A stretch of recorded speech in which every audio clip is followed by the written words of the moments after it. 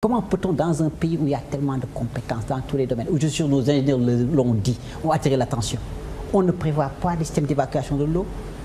C'est le sable qui vient, qui s'enquille, il y a du sable un peu partout. Pourquoi on ne veille pas à ces choses-là? Est-ce que ce n'est pas parce qu'il y a une absence de sanctions dans nos pays qui fait que ces sanctions-là se déroulent? Parce que ceux-là qui ont autorisé les gens à habiter dans ces milieux-là, ils sont responsables. Mais absolument. Mais je crois que dans ces cas, il faut quelquefois également sanctionner par l'exemple. Les identifier et que les gens se rendent compte que ça, ce n'est plus possible. Et de manière régulière, c'est-à-dire que vous ne pouvez pas, il y a des endroits, vous ne pouvez pas, je ne sais pas, dans les pays que je connais, vous ne pouvez pas commencer à construire et qu'au bout de 3 jours, les gens de l'urbanisme, quelqu'un vienne vous demander où sont vos papiers, etc. Ce n'est pas possible. Mais si on laisse faire, donc il faut qu'il y ait ces brigades. C'est la même chose lorsqu'il y a des décisions qui sont prises pour baisser les coûts de certains produits, etc., et que d'autres continuent. Il faut des sanctions, il faut les mettre en œuvre. Et c'est un peu notre masla là, et quand les gens, et les interventions, et faire ce que l'on a à faire. On avait commencé par l'audiovisuel, on termine avec qu'est-ce que justement les radios, les journaux et les télés peuvent faire justement dans ce domaine bien précis pour faire revenir les Sénégalais à l'état normal, entre guillemets. Je pense que vous le faites déjà dans pas mal de domaines, dans les débats, dans les spots de sensibilisation, dans les discussions. Mais l'impression qu'on a, c'est que les gens prêchent dans le désert. Voilà, mais il faudrait que ce soit fait de manière peut-être un peu plus structurée, qu'il y ait des prolongements et des relais. Que ce soit l'affaire également des partis politiques, des associations, des chefs de quartier, des chefs de village, que ce soit l'affaire de l'administration au sens le plus large, et que cela puisse être vraiment... C'est ça que j'appelle la mission du service public, y compris du secteur privé. Et qu'il faut le faire fondamentalement. Sans ces valeurs, aspirer à l'émergence est un leurre. Vous ne pouvez pas aller à l'émergence avec ce type de comportement. Ce n'est pas possible. L'émergence, c'est une attitude. Ce sont des valeurs, c'est un comportement, c'est une manière d'affronter la vie et de se vivre ensemble. Donc je crois qu'il faut absolument que les médias accompagnent ce processus et qu'on leur donne également le moyen d'accompagner ce processus. Également dans ces médias aussi, moi je suis pour l'écologie des médias, c'est-à-dire qu'il y en a certainement quelquefois qui doivent disparaître. Lorsqu'elles ne sont pas dans les rangs, on renforce des pôles de compétences, des pôles de talent, et tous les autres qui sont à la périphérie et qui font un peu de n'importe quoi, eh ben, qu'on y mette un terme. Et c'est pourquoi il est important d'avoir des cahiers et des conventions de partenariat, de concessions, qui prévoient donc des cahiers, les charges respectives, les sanctions, tant positives que négatives, les accompagnements nécessaires. Donc véritablement, je crois qu'en ce faisant, nous arriverons à régler beaucoup de problèmes au niveau local, mais à donner une image reluisante de ce grand pays qui a énormément de talent, qui a énormément de potentiel, qui a également énormément de sagesse, et que tout ça doit s'inscrire dans un processus dynamique, ouvert, de concertation, avec comme finalité le développement du pays. Matar Sylla, vous êtes reconnu comme étant quelqu'un de très compétent et de très structuré, qui travaille dans les médias et qui fait la fierté de beaucoup de Sénégalais. Est-ce qu'un jour, vous allez revenir au Sénégal pour offrir vos services à votre pays? Mais j'offre, peut-être pas de ça, peut-être pas tellement, mais j'offre mes services pour le moment à mon pays, puisque dans la structure où je suis performance management consulting, voilà, nous sommes dans 16 pays africains, nous sommes le leader du conseil du management en Afrique. Nous sommes dans 16 pays africains, avec un truc très fort aujourd'hui au Gabon, avec quelqu'un comme Victor Ndiaye, qui est l'un des stratèges les plus connus du continent, mais ça ne se sait pas. Vous savez, dans beaucoup de pays africains, les plans énergétiques jusqu'à là en 2020, c'est notre cabinet qui l'a fait. Je peux vous donner d'autres exemples dans beaucoup de secteurs qui posent problème aussi aujourd'hui et qui le fait souvent avec beaucoup de Sénégalais. Je crois que quand on dit que oui, on va revenir, les gens pensent toujours à des postes. Alors que je pense que nous devons également être des apporteurs de postes et de solutions. Créer de la plus-value, absolument, et créer des trucs, tout ça. Donc voilà, dans la vie, il ne faut rien exclure. Moi, on m'aurait dit que je serais au Gabon actuellement, je ne l'aurais jamais cru.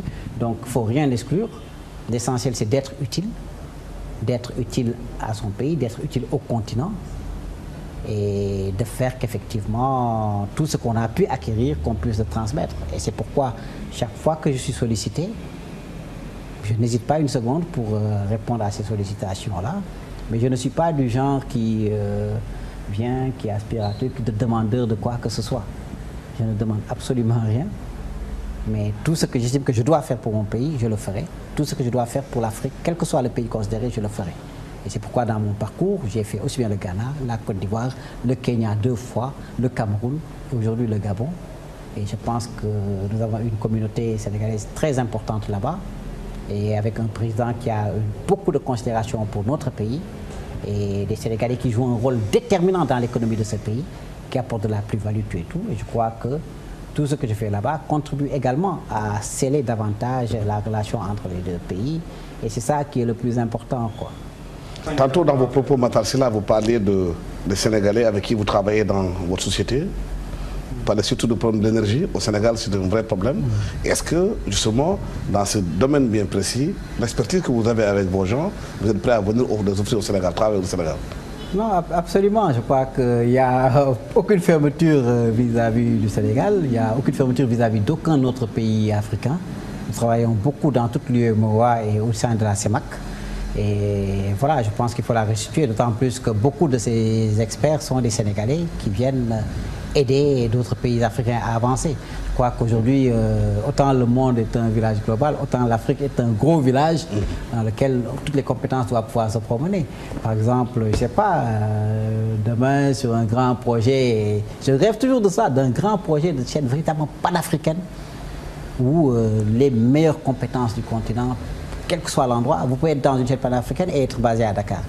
Mais que tous ces gens-là soient ensemble. Je suis sûr que nous pouvons avoir des alternatives à tout ce qui se fait en termes de grandes chaînes comme CNN, comme les BBC, comme les France 24, tout cela. Mais pourtant, c'est une idée qui avait été lancée par le président Blaye Wade en parlant de la RTA, la radio-télévision africaine. Oui, mais c'est pas au niveau d'un chef d'État peut accompagner, mais c'est pas au chef d'État de les faire. Et puis, ça venait, beaucoup de gens avaient eu ces idées-là bien avant. Donc, la télévision panafricaine, moi, j'en parle, je pense, depuis une vingtaine d'années. Donc, le plus important, c'est effectivement de pouvoir le mettre en œuvre. Et quelle est la meilleure manière de le mettre en œuvre? Ça ne peut pas être une histoire du public uniquement. Kadhafi aussi en parlait avec sa chaîne 9999, etc. Donc, il faut incorporer à la fois, il faut que ce soit, à mon avis, une initiative privée, soutenue par les pouvoirs publics, soutenue par les annonceurs, par les populations africaines. Il y a beaucoup de projets qui se font, mais tous les projets, la plupart de ces projets de chaînes qui se veulent panafricaines sont en Europe.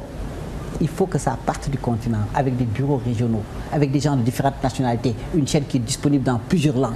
Et c'est possible. Aujourd'hui, quand on voit... Est-ce que l'environnement aujourd'hui africain est favorable à ces chaînes de chaînes? Parce qu'on voit que la plupart des chaînes sont obligées de se délocaliser en Europe, sur le plan technique et sur le même plan de la liberté d'expression aussi. C'est possible, justement, mais il faut choisir le bon pays, il faut choisir les bons partenaires et avancer. Mais je suis sûr que c'est possible.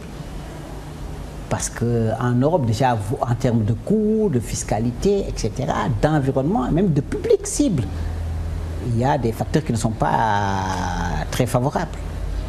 En Afrique, il faut juste sortir vraiment décloisonner, sortir du nationalisme, sortir de son public. C'est vrai, il faut avoir des chaînes qui répondent aux besoins locaux et qui aspirent à aller un peu à l'international au niveau national, mais avoir de véritables concepts de chaînes panafricaines, comme celles qui prétendent le faire un peu quand elles sont à l'extérieur, disponibles dans les langues internationales et dans les grandes langues du continent.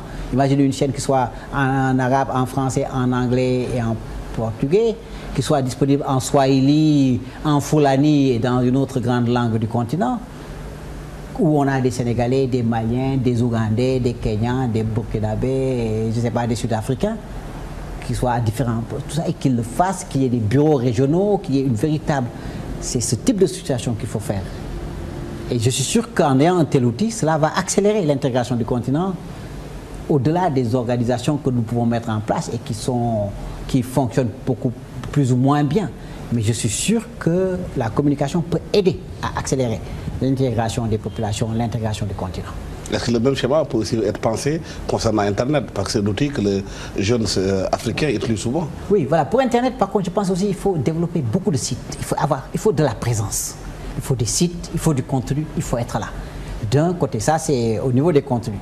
Également, il faut faciliter l'accès à l'Internet. Il faut arriver même à un moment où l'accès à l'Internet puisse devenir gratuit et que ce soit d'autres types de financement qui permettent à l'Internet de fonctionner. Par exemple, faire de telle sorte que partout où on est dans un pays, on puisse avoir... Pour revenir au cas du Gabon, j'ai envie de vous dire, c'est le premier pays africain qui, pendant la Coupe d'Afrique des Nations, pour ce qui était, a mis en place la technologie WiMAX partout avec un petit boîtier. C'est dommage, on aurait abordé cette question que j'aurais amené le petit boîtier. Aussi petit qu'un téléphone portable. Partout où vous êtes, à Libreville, à Franceville, vous avez accès à l'Internet et les gens peuvent se connecter sur vous. Donc, ça assure également la mobilité. Il faut aller vers ce type de solution. Et pour l'administration, par exemple, pour les professionnels, pour les gens qui sont des opérateurs actifs et des gens qui interviennent dans le développement d'un pays, c'est très important d'avoir l'information partout où on est et de manière directe sur son téléphone portable ou sur une machine lorsque l'on préfère. Nous étions donc avec Matar Sylla dans cette émission Question Directe. Merci de nous avoir reçus chez vous. Merci à toute l'équipe technique de la TFM qui nous a accompagnés dans ce débat avec Matar Sylla. Passionnant. Nous vous remercions d'avoir été avec nous. Au revoir.